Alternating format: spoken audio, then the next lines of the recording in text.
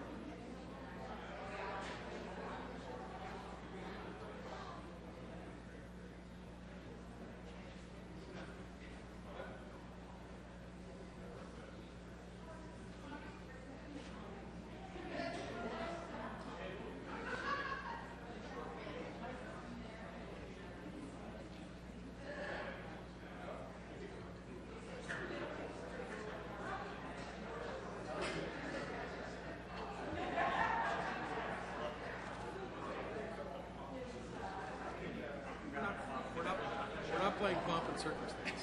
So you saw that inquiry and that I just put in about the rinks? Yeah. I'll tell you why I'm getting dicked around on this whole thing. Last year we had a full week for the contract for Bellstock. Okay. Bug trees and all that.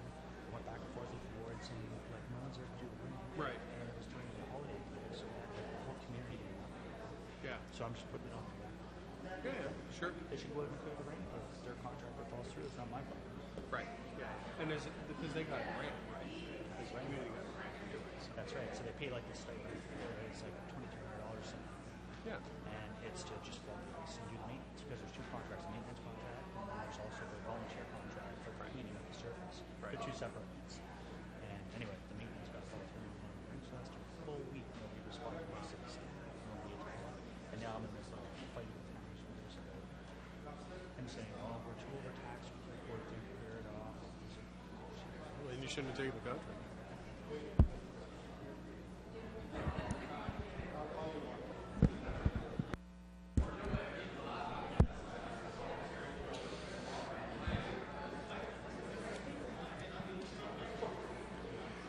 Well, good afternoon, folks.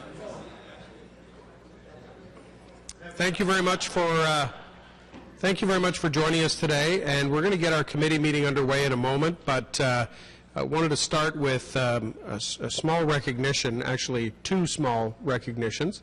Maybe not so small, but nonetheless, thank you for joining us today. And it's a bit of an odd time for our committee. Normally, it takes place in the morning.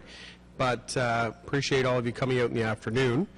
I'd like to start by recognizing part of our team from emergency management who are here today. Earlier this year, they received a very distinguished honor. The International Association of Emergency Managers presented them with a Public Awareness Award from Division 1 in both the Canada and global categories. They were awarded the honor for their exceptional Are You Ready campaign. And if any of you have seen this, I'm sure most of you have, when you travel in and out of town, you see the big billboards that say, Are you ready? And the purpose is really to, get you thinking about, are you ready in case of an emergency? The IAEM Public Awareness Awards recognize outstanding public awareness programs or public education products related to emergency management, homeland security, and/or disaster preparedness. Are You Ready is a comprehensive public education and awareness program that addresses the emergency needs and practices of residents, businesses, private and public stakeholders. The program is unique because of the train-the-trainer approach with peers educating peers, and the program is also available in 5 different languages. In 2012, the program shifted its focus internally, and the result, We Are Ready, was introduced to City of Ottawa staff. A number of people are behind this impressive achievement, including 14 dedicated community volunteers, a few of whom are here today, I believe. Thank you for playing a vital role in making this program a success and what it is today.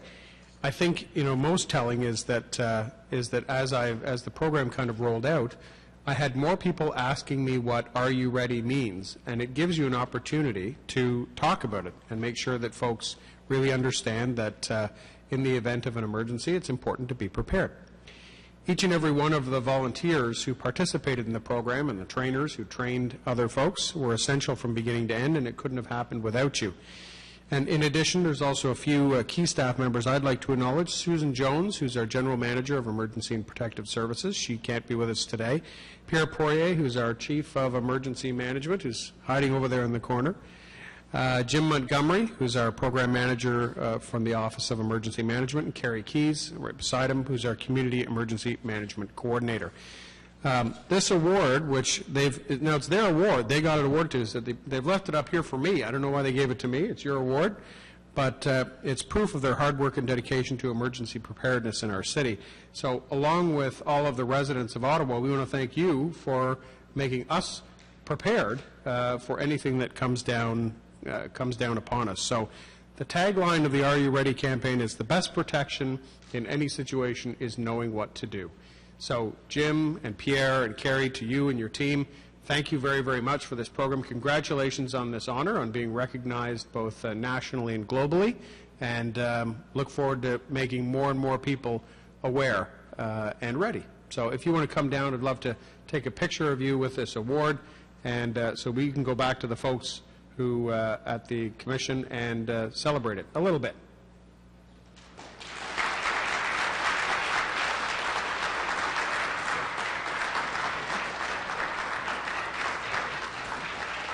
You get in the middle. It's your award.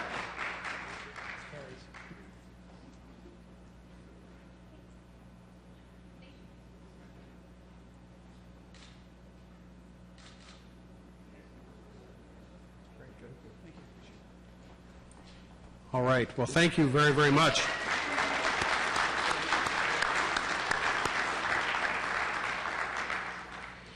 I think it's a great program. It really awards, it arms people with the tools that they need in order to be confident in the face of the unexpected. So as a result, our entire community is stronger and a safer city. And I know the program has garnered lots of attention, so congratulations to everybody. And if you do want more information on it, you can visit ottawa.ca/Are You Ready? So you can share that as a Christmas gift with some of your more socially conscious friends. Now, if that wasn't remarkable enough, I have another wonderful piece of news which just kind of came our way, as these things often do. Sometimes when there's these big important announcements, they don't really give you lots of heads up about them. But I am pleased, very pleased to be joined today by two of our paramedic team, Deputy Chief Kevin Newell and paramedic Chris Bugelli. Chris will be receiving the Governor General's Medal of Bravery in a ceremony tomorrow at Rideau Hall. And we're honored to have Chris here today alongside Kevin. And I'd like to share with you what makes, why the Governor General's office has chosen to award Chris with this recognition. On March 13, 2011, Chris and his partner paramedic Lise Bain were dispatched to the scene of an accident in South Keys. Upon arrival, he observed a car had broken through the icy surface and a man was struggling in neck-deep water in a drainage ditch. Not wanting to frighten him, paramedic Bugelli remained at the water's edge and tried to coax him out. As the man's head slipped beneath the surface, Chris waded into the frigid waters and made his way toward him. And despite being hindered by the many hazards hidden underneath the water, he managed to reach the victim and bring him to safety.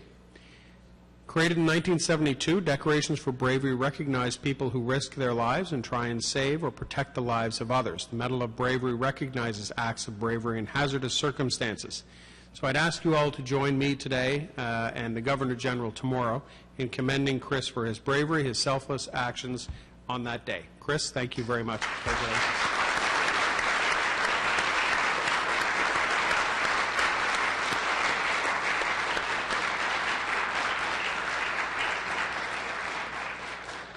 So Chris said he's very shy, and he said he'd be much more comfortable at a VSA, a vital signs absent call, than he would be here. So there you go. That's right.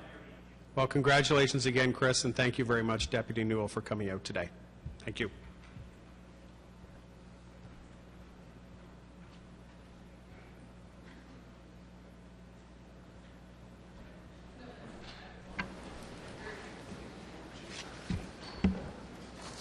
Okay, so we'll get our meeting underway, and thank you again for joining us, those who are remaining. If we don't have any public speakers registered today, but if anybody does come forward to speak, would remind you to please use the microphone in front of you, as all of the meetings are webcast.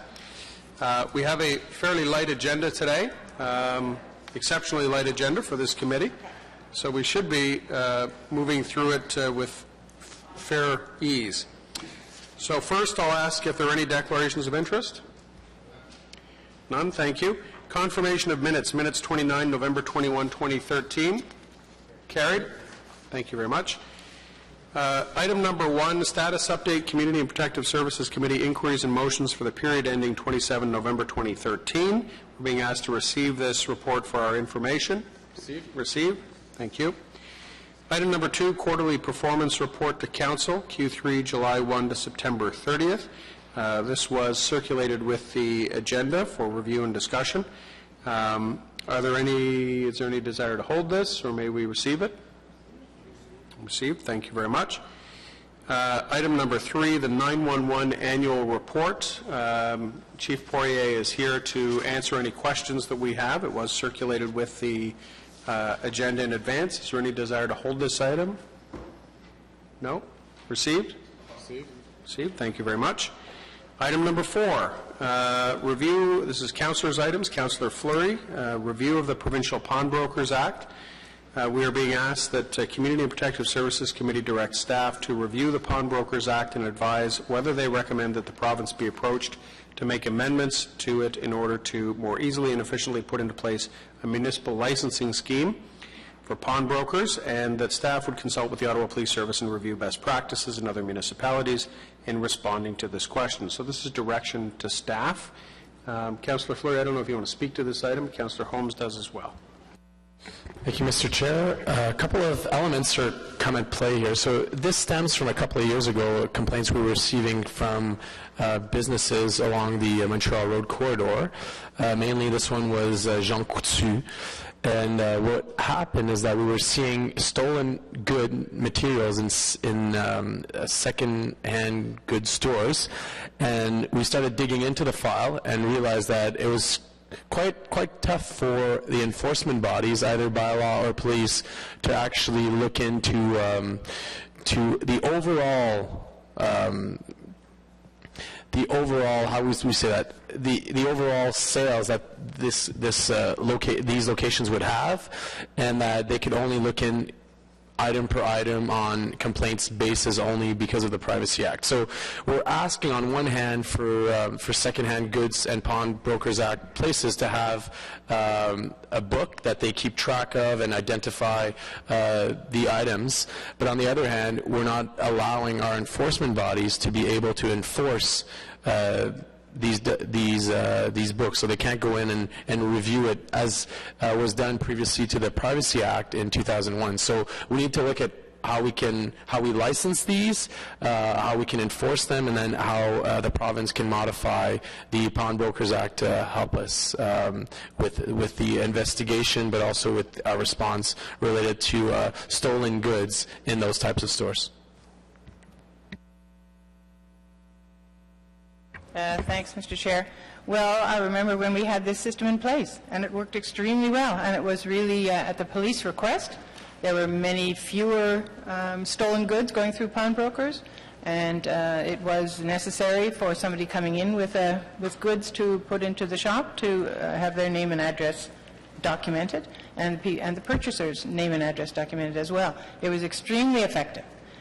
So I would hope that we are successful again at trying to get this system installed, because it works very well, keeps down the number of stolen goods that go through the pawn shops. Thanks.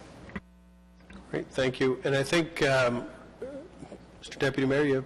Just a quick question. Maybe, I don't know who's the staff can answer this, but what Councillor Holm making reference to, we had it in place. Why is no longer in effect? This is what I'd like to know. I think Valerie from our legal team can address that. It really relates to the Privacy Act came in, and Valerie, do you want to Yes, Mr. Chair, you're quite right. In 2007, we received an order from the Information and Privacy Commissioner that restricted our ability to require secondhand goods dealers to collect personal information about secondhand good dealers. The same restriction is not in place for pawnbrokers. So certainly as part of this direction to staff, we'd be looking at privacy as a whole, both for pawnbrokers and for secondhand good dealers as well. Mr. Deputy Mayor, anything else? No, but if my, sorry Valerie, my back to you, but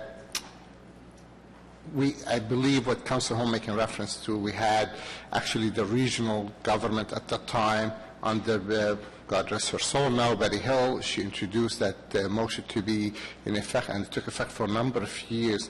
But I thought even with the Privacy Commission, that you're allowed to restore information, but there's a limit how long can you restore that information, and there's a limit who can access that information. It's not just a blanket, we cannot take information, because they ask information from all of us. Even when you go rent a movie in the past, I think some of us owns a retail, we kept those. I mean, we respect the Privacy Commissioner, but it was limited how much you can do with that information. So I'm not sure if we're just blanketly saying, well, the Privacy Commissioner said we can't do it, so we're not doing anything about it, or there's a limit under the status, how long can we keep that information. And I believe if it's less than 60 days, you're allowed, and maybe Valerie can correct me if I'm wrong.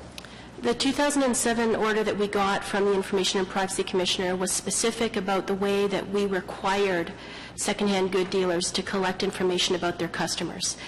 The order was clear that the licensees could continue to collect information. We just had restrictions on the way that we dealt with it as a licensing authority, but that's certainly something we would review as part of this direction. Like I said, the Pawnbrokers Act is in place right now and does require the pawnbroker to collect personal information. We'd be looking at that as a whole with a view to see if we can make any recommendations on greater efficiency and greater ease in terms of licensing the pawnbrokers specifically. Okay. Thank you, Mr. Chair. Councillor Shirelli. Thank you, Mr. Chair. This is fast becoming one of my big pet peeves, because the Privacy Act was not brought in to protect fencers. The Privacy Act was not brought in to prevent residents from being able to communicate directly with their city councillor. And the Privacy Act was not brought in to put online every time a member of the public meets with us, even if they're not a lobbyist. The Privacy Act is to protect important personal information from abuse. And I think when we just let rulings like this stand, like the one we're talking about, stand and don't take action like Councillor Fleury is doing, then we just let the privacy creep up on us. I think what we need to do is first get behind Councillor Fleury's initiative here, and in the future be willing to take steps to appeal some of these ridiculous decisions that seem counter to the purpose of the Privacy Act in the first place. I think I would agree with you on that. You want transparency in your privacy. Okay. Councillor Fleury? No. I mean, the fundamental, and Valerie answered it well, but it's to say this in practical terms, is that they're asked to keep the books. They keep the books, but then if there's an investigation right now, they can only go item per item. So if you, let's say, own a store and you say, hey, this drum machine was stolen, they go in, they investigate that drum, but they can't look at all of the other material that was there and the tracking, which is where the privacy elements come in, and we have major issues. That means that the other might be stolen goods, and in many cases they are. All right, so I think there's consensus, obviously, from either the immediacy of it or it's been standing since 2007. I'm assuming we all support this, so as direction to staff, this is carried? Carried. Thank you very much. Information previously distributed, a noise bylaw progressive enforcement update. This was distributed to everybody here, and since we have received last evening, we received a communication from the Eastern Ontario Landlord Organization. They said they could not be here today, but that they did support this direction. And Councillor Fleury and Councillor Chiarelli have been really the ones interested in noise, mostly because of the post-secondary institutions located in their wards. And we do have Chief Anderson here and Christine Hartig to answer any questions if you have them. But the report really revolves around what steps can we take for progressive and escalating enforcement, and to some degree, to your previous point, Councillor Chiarelli, are we able to, and our legal staff are giving us a tentative yes, they have more work to do on this, but listing, very much like the bad addresses, are we allowed to list addresses where we've had repetitive noise complaints online? So that's the IPD. It doesn't require us to carry it, but would anybody like to ask any questions on it? No? Councillor Chiarelli? Not actually a question. I just want to make a comment that what we've been doing on noise in the past 18 months has made a dramatic improvement, at least in our area. The fact that we now don't have to find out who made the noise before we lay a charge, that we can actually charge at location, has improved the situation at least 85% in my ward. The number of complaints has dwindled. People are happier. And when it comes right down to it, even the people making the noise know they shouldn't be doing it. All right. Yes, quick comment. For sure. So before we do this, my friend to the right, my clerk here has told me that apparently to ask questions on an IPD, we need 2/3 of the committee to agree that we will ask questions on the IPD. So with your support, may we ask questions on the IPD? Carried. Great. Wonderful. I'd lost track of who was next. Councillor Fleury. I wanted to echo Councillor Chiarelli's comments. The work of Ms. Hartig and Ms. Anderson on this file has been nothing but amazing. I mean, we go back 3 years in meeting with Action Sandy Hill and the efforts of Christopher Colmorgan and Claire McDonald, and then being able to demonstrate how where the loop was missing, where the follow-up was. And I want to recognize the steps now. Is not only are we better able to respond to the calls, we're also able to bring in the resources at the right time where there is the calls, especially at night, right? On an early morning or on a very late night neighbor that's making a lot of noise, it is problematic. And what we've implemented, not only in terms of changes to the bylaw, but also our individually bylaw officers are doing amazing tracking and amazing follow-ups with residents. We hear nothing but positive around. They call back the complainant, they make sure that they're well informed of what had happened and how they follow up, and that in itself has closed the loops on a lot of the issues that we were having in the community. So I want to congratulate you on those. There's 3 pockets that remain, and it's not bylaw's fault, it's just general things that we need to be aware. One remain, and I know that we're going to continue to think about those, but they're the multi-res access. We still have a lot of issues getting into the buildings and so on. We also have major issues, and I know that we've had conversations with the police department and with bylaw services, but with the loop back. So there's certain elements where, because of safety reason, the call is transferred to police, and that's great. Police responds, but in terms of putting into our bylaws so that we know what's done and we can follow up, that remains to be an issue. And the other one, it's in the IPD. It also speaks of additional resources for even later in the evening. But I want to keep it as we have good progress. There's still, though, chronic challenges that in time will hopefully be resolved. But I wanted to recognize and acknowledge the work of the community, but also the work of our staff on this, because it's all about quality of life in those neighborhoods, and it's made a significant difference. Right. Councillor Holmes, you had to... Yeah, a question and a comment. Thank you, Mr. Chair. I just want also to congratulate you. It has really been a significant benefit to have the ability to fine whoever is in the establishment and whoever appears to be making the noise. My question revolves around identification of the landlord.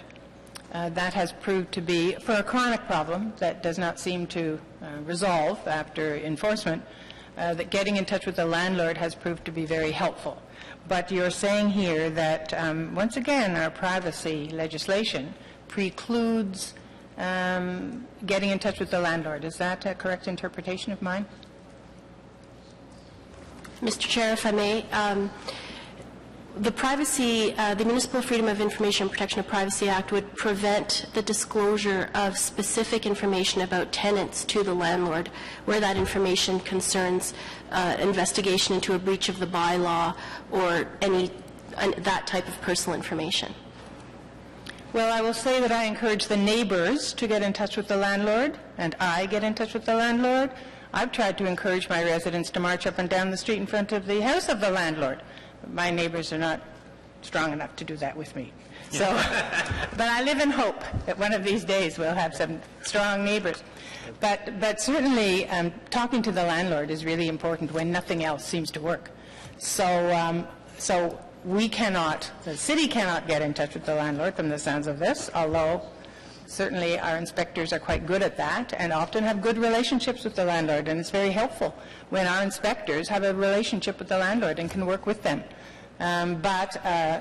Bearing that, certainly doing some work on the neighbor's behalf with the landlord is also very helpful, and I will certainly continue to do that if the city is not going to get in touch with the landlord. Thanks. I think we've heard. Thank you very much, Councillor. And I think the staff are tentatively sure. I suppose they want to do some more legwork on it legally. That short of getting in touch with the landlord, what may be possible is listing the address, not the individuals who were charged with a noise violation, but listing the address of places where there's been noise. Noise bylaw conviction. So there'd have to be a threshold, obviously. You couldn't do it on one complaint. It would have to be on the issuing of a ticket, and probably not the first, but repetitive tickets, that would be a mechanism of at least identifying in a similar way that we identify bad addresses, problem landlords, we could identify where these sites are. Now, in the Eastern Ontario Landlords Organization submission to us, they did indicate that their organization would be supportive of approaching the province if changes to MFIPA would be required in order to, have that disclosure, because, they've taken the position that good landlords want to have good tenants. So, is there any other discussion on this IPD? No? And thank you. We'll take it as received. Notices of motion for considerations at subsequent meetings. I have one. Are there any other notices of motion? No. So my motion, which is on your screens and being circulated, is with regard to the donation of an ambulance to the Salvation Army. I won't go through the entire submission. You have it before you, but the Salvation Army Victims Services team was donated an ambulance by the City of Ottawa, and they use it at our disaster sites. They're called out regularly to support our residents, and that vehicle that they use now is at the end of its lifespan. We cycle through our ambulance fleets on a regular basis, and so this motion would simply take one of those ambulances which we are cycling out of our fleet and donate it to them so that they in turn can support our community. So it's a notice of motion, and I'll be communicating some background to other members of the committee in the month to come. Yeah. But just since you're going to be asking for this work to be done on this motion and staff's going to respond to you, would it be possible to add as a friendly request to try to establish a policy about this? Because in the past we managed to help other community and other country and other area with the vehicle before it goes to the auction. So whatever the value is, we give it to the city directly, so it doesn't, the auction or the middle person doesn't get the profits from it. Now, and we had something happen not too long ago in the East End where they want something, but it was too late, and it already went to the. Can you add to it, to try to establish a guideline, if it's not a policy, how we deal with those in the future? Because it seems it's going to come more than one request from other organizations. If it's okay with you, with your motion. Sure, happy to do that. And I think what you're looking for, Mr. Deputy Mayor, is a policy around the criteria. There is a policy around the disposition of them currently, and actually it's been delegated to this committee to do so. I think back in, I'm looking at Valerie, I guess, again, 2007, 2011, maybe? I'm informed that there is a policy in place since 2011 for this matter. Okay. Yes, Councillor Flores. So just on this point, yeah, it's tyranny, but it's okay. I've been called worse. On this matter, I think, does this apply to everything across the board? And the example that I'm thinking of is the city's official firefighter band. We ran into a situation where the trailer that they use for the Parade of Lights, which has over 100,000 people in the east end of the city, which was paid for out of the mayor's budget every year until this term of council, where that float went on auction with a $700 reserve, and they had to actually fork out $1,400 to purchase the float. And if the policy was clear, they could have paid the reserve price, which would have been a savings for them, and it would have helped us out. Thankfully, we contributed and made sure that that float continued this year, but I think that's the clarity that we need, because there was a lot of questions around that, and we never got a firm answer. Sure, so I'm happy to, if there's a desire, I'm happy to append a bit of a policy to this, and we'll bring it back next meeting for some, not just to deal with this issue, but some clarity around the disposition in general. Okay? Are there any other notices of motion? Nope. Okay. Then with that, any other business? Oh, there is an inquiry, I'm sorry, and it is from Councillor Tierney. Great. Thank you very much, Mr. Chair. This one, I'll just give a quick background here. If anyone doesn't know, we have lots of outdoor rinks throughout the city. Children make use of these rinks all the time, but when they're not shoveled or cleared, it becomes a bit of a problem for us. And last year, unfortunately, was a perfect storm where one of our contractors that clears one of these rinks for whatever reason was unable to fulfill the duty. We couldn't get anyone else to clear the rink, and even though city staff do clear some of our rinks and they do an amazing job, there was no clear policy on what happens if a contractor falls through, doesn't clear the rink. Can city staff backfill that? So, and there was no clear answer, and I don't want the same thing happening this year where we had 3 rinks in my community that were shut down for an entire week. So my inquiry is, in the event that a contractor does not fill their duty to maintain outdoor rinks, what is the recourse that the city will have? And is there an interim measure that may be taken by the city to ensure the rinks stay open and available to the public? Thank you, Mr. Chair. Great. Thank you very much. Other business? And adjourned. Thank you very much, folks. The next meeting of this committee will be Thursday, the 20th of February, 2014. So you have a bit of a holiday from us all. Thanks very much, and have a wonderful season.